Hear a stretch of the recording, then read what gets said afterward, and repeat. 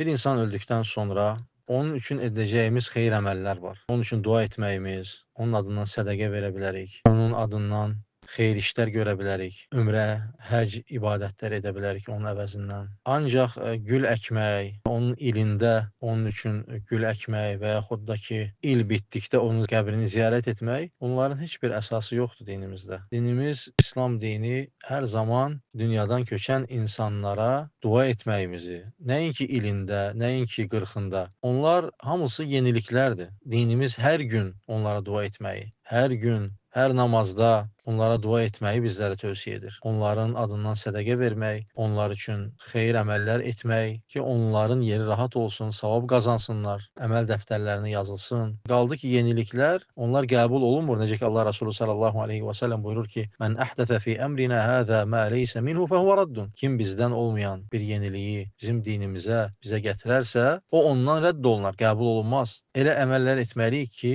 ona fayda versin.